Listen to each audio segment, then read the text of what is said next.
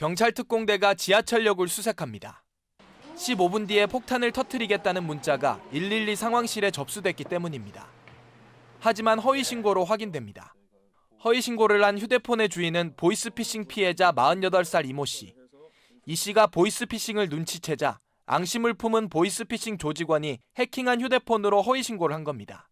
보이스피싱 조직은 저금리 대출이라며 피해자들을 유혹한 뒤 악성 앱을 설치해 휴대폰을 해킹했습니다. 악성 앱은 이렇게 휴대폰 채팅을 통해 전송된 IP 주소를 누르면 자동으로 설치되게끔 했습니다. 앱을 하나 줍자니까 갈아내서 이제 갈아냈고 그때부터 내 해킹을 당한 거죠. 심지어 집사람에게는 이혼한다고 하면서 문자로 욕하고 발신 번호를 070이 아닌 010으로 바꾸어 의심을 피하는 치밀함도 보였습니다.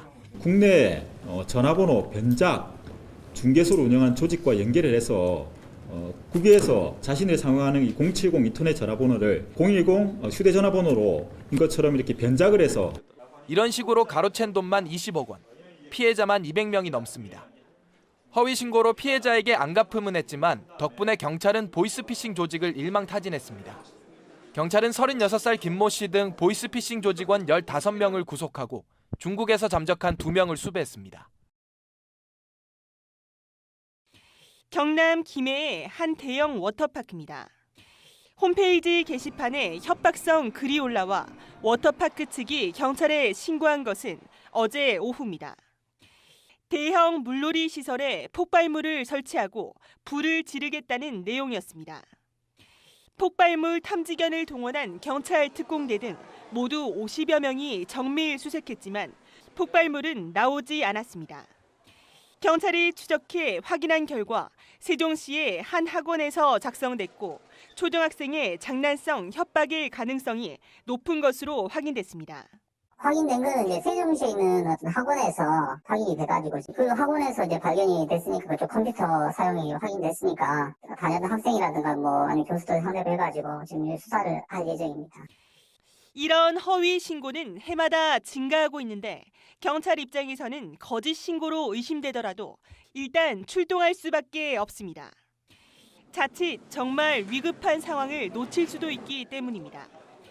폭발물로 오인해 신고하는 경우는 책임이 없지만 고의나 상습적으로 허위 신고할 경우 최고 5년 이하의 징역 또는 1,000만 원 이하의 벌금형에 처해집니다. 경찰 형사팀, 무장한 타격대, 예비군 등 20여 명이 여간을 수색합니다.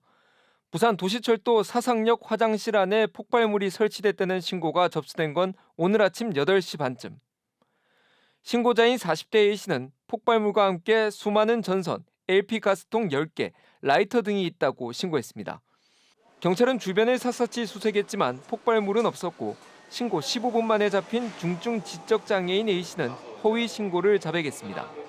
용범도가 있는 걸 보고 이제 혹시 신고를 하셨냐 하고 물어보니 본인이 신고한 게 맞고 본인이 허위로 신고했음을 자백을 해서 검거하게 되었습니다.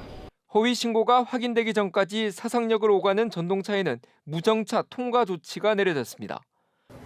하루 유동인구가 2만 명이 넘는 사상역입니다. 출근 시간이라 시민들이 더 많았는데 폭발물 허위 신고로 상하행성 6편이 무정차 통과했습니다.